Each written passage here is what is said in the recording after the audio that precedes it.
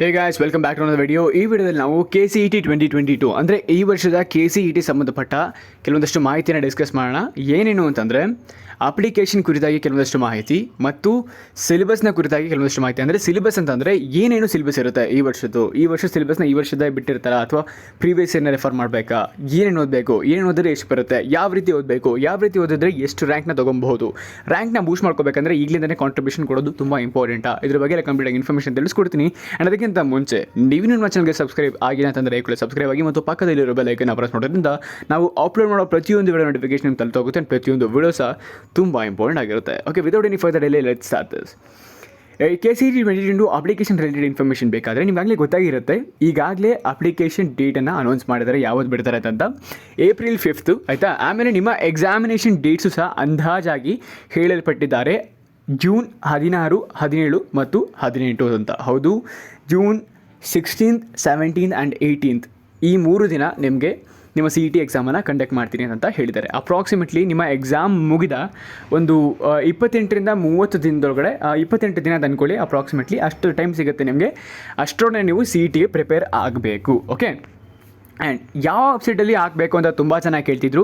ನಾನು ಆಗಲೇ previous ವಿಡಿಯೋದಲ್ಲೇ mention ಮಾಡಿದ್ದೀನಿ. ಅಕಸ್ಮಾತ್ ನೀವು ಇನ್ನೂ ಆ ವಿಡಿಯೋ ನೋಡಿಲ್ಲ ಅಂತಂದರೆ ಡಿಸ್ಕ್ರಿಪ್ಷನಲ್ಲಿ ವಿಡಿಯೋ ಕೊಟ್ಟಿರ್ತೀನಿ, ನೋಡ್ಕೊಂಬನ್ನಿ. ಅದರಲ್ಲಿ ಕೇವಲ ವೆಬ್ಸೈಟ್ ಇಲ್ಲೇ ಹೇಳ್ತೀನಿ, ಆದರೆ ಏನೇನು ಡಾಕ್ಯುಮೆಂಟ್ಸ್ ಬೇಕು ಅಪ್ಲೈ ಮಾಡಬೇಕಾದ್ರೆ ಅನ್ನೋದ್ರ ಬಗ್ಗೆ ಕಂಪ್ಲೀಟ್ ಮಾಹಿತಿ ಕೊಟ್ಟಿದ್ದೀನಿ ವಿಡಿಯೋದಲ್ಲಿ, ಹೋಗಿ ನೋಡ್ಕೊಂಬರ್ಬೋದು. ಓಕೆ, ಯಾವ ವೆಬ್ಸೈಟಲ್ಲಿ ಅನ್ನೋದಾದರೆ KEA.KAR.NIC.in ಇದು ಮೊದಲ official website. And second one ಬಂದುಬಿಟ್ಟು CET.online.karnataka.gov.in. ಓಕೆ, ಆ್ಯಂಡ್ ದೆನ್ ನಿಮಗೆ CET ಎಕ್ಸಾಮ್ ನೋಟಿಫಿಕೇಷನ್ಸ್ ಏನೇ ಬೇಕಂತಂದರೂ ಈ ವೆಬ್ಸೈಟ್ನಲ್ಲಿ ಏನೇ ಬಂದರೂ ಈ ವೆಬ್ಸೈಟ್ನಲ್ಲೇ ಬರೋದು, ಎಲ್ಲ ಅಪ್ಡೇಟ್ ಆಗ್ತಿರುತ್ತೆ. ಈ ವೆಬ್ಸೈಟ್ ಇದೆ, ಟಚಲ್ಲಿರಿ. ಅಕಸ್ಮಾತ್ ನಿಮಗೆ ಆಗಲ್ಲ ಅಂತಂದರೆ ಪರವಾಗಿಲ್ಲ, ನಾನೇ ಎಲ್ಲ ಅಪ್ಡೇಟ್ಸ್ ಕೊಡ್ತೀನಿ, ತಲೆ ಕೆಡಿಸ್ಕೊಂಬಿಡಿ, ಎಲ್ಲ ಇಲ್ಲೇ ಸಿಗುತ್ತೆ. ಓಕೆ, ಇದಾಯಿತು. ಆ್ಯಂಡ್ ಇನ್ನೊಂದು ಕನ್ಫ್ಯೂಷನ್ ಇದೆ ನಿಮಗೆ, PCMB ಅಲ್ಲಿ ಎಲ್ಲ ಬರೀಬೇಕಾ ನಾವು, ಅಕಸ್ಮಾತ್ ಯಾವುದಾದ್ರು ಸ್ಕಿಪ್ ಮಾಡಬಹುದಾ ಅಂತ ಕೇಳ್ತಿದ್ರಿ. ಅದು ನಿಮ್ಮ, ಅಂದರೆ ನೀವು ಯಾವ ಕೋರ್ಸ್ನ ತೊಗೋಬೇಕು ಅಂತ ಅಂದ್ಕೊಂಡಿದ್ದೀರೋ ಅದ್ರ ಮೇಲೆ ಡಿಪೆಂಡ್ ಆಗಿರುತ್ತೆ. ಫಾರ್ ಎಕ್ಸಾಂಪಲ್, ನೀವು ಟೆಕ್ ಅಥವಾ ಇಂಜಿನಿಯರಿಂಗ್ ಸೆಕ್ಟರ್ಗೆ ಹೋಗ್ತೀನಿ ಅಂತ ಅಂದ್ಕೊಂಡಿದ್ರೆ ನೀವು ಫಿಸಿಕ್ಸ್, ಕೆಮಿಸ್ಟ್ರಿ ಮತ್ತು ಮ್ಯಾಥಮೆಟಿಕ್ಸನ್ನು ಓದ್ಕೊಂಡ್ರೆ ಸಾಕು, ಮ್ಯಾಥಮೆಟಿಕ್ಸನ್ನು ಬರೆದ್ರೆ ಸಾಕು. ಬಯಾಲಜಿ ನೀವು ಬರೆದ್ರೂ ಸಹ ನಿಮ್ಮದು ಮ್ಯಾಟರ್ ಆಗೋದಿಲ್ಲ, ಬಯಾಲಜಿನ ಕನ್ಸಿಡರ್ ಮಾಡೋದಿಲ್ಲ ಅವರು ಇಂಜಿನಿಯರಿಂಗ್ ಹೋಗ್ತಿರೋದಂದರೆ. ಅದೇ ಅಕಸ್ಮಾತ್ ನೀವು ಕೇವಲ B.Pharma ಕೋರ್ಸ್ ಈ ಥರ ಹೋಗ್ತೀನಿ ಅಂತಂದರೆ, ಫಾರ್ಮ್ ಡಿ B.Pharma ಈ ಥರ ಹೋಗ್ತೀನಿ ಅಂತಂದರೆ ನಿಮ್ಮದು ಕೇವಲ ಫಿಸಿಕ್ಸ್, ಕೆಮಿಸ್ಟ್ರಿ ಮತ್ತು ಬಯಾಲಜಿನ ಕನ್ಸಿಡರ್ ಮಾಡ್ತಾರೆ. ಆ್ಯಂಡ್ ಅಗ್ರಿಕಲ್ಚರ್, BSc ಅಗ್ರಿಕಲ್ಚರ್ ಈ ಥರ ಕೋರ್ಸಿಗೆ ಹೋಗ್ತೀನಿ ಅಂತಂದರೆ PCMB 4 ಸಹ ಕಂಪಲ್ಸರಿ ಬೇಕಾಗತ್ತೆ. ಸೊ ಇದಾಗಿತ್ತು. ಆ್ಯಂಡ್ ಈಗ ಸಿಲೆಬಸನ್ನು ನೋಡೋಣ. ಸಿಲೆಬಸನ್ನು ಯಾವ ರೀತಿ ತಿಳ್ಕೊಳ್ಳೋದು ಅನ್ನೋದ್ರ ಬಗ್ಗೆ ಒಂದು ಸಣ್ಣ ಮಾಹಿತಿ ಇದೆ.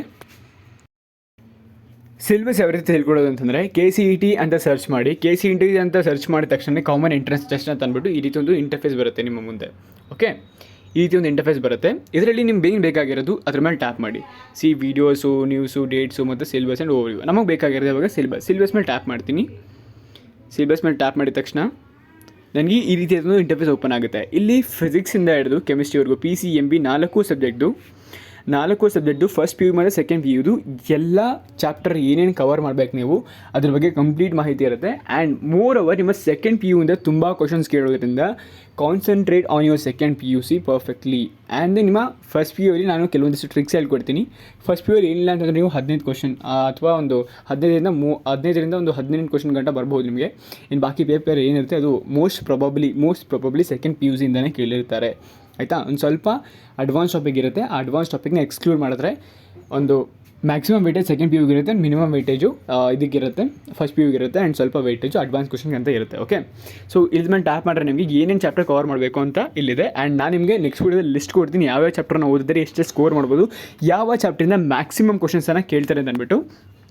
ಈಗ ರೆಫರೆನ್ಸ್ಗೆ ನೀವು ಫಿಸಿಕ್ಸ್, ಕೆಮಿಸ್ಟ್ರಿ ಮತ್ತು ಮ್ಯಾಥಮೆಟಿಕ್ಸ್ ಆ್ಯಂಡ್ ಬಯಾಲಜಿಗೆ ಇದೊಂದನ್ನು ಇಟ್ಕೊಂಡಿರಬಹುದು. ಸೊ ಇದಾಗಿತ್ತು ಸಿಲೆಬಸ್. ಆ್ಯಂಡ್ ಯಾವ ಚಾಪ್ಟರ್ಗಳನ್ನ ಓದಿದ್ರೆ ಎಷ್ಟು ಸ್ಕೋರ್ ಬರುತ್ತೆ, ಯಾವ ಚಾಪ್ಟರ್ ಮೇಲೆ ಕಾನ್ಸಂಟ್ರೇಟ್ ಮಾಡಬೇಕು ನೀವು.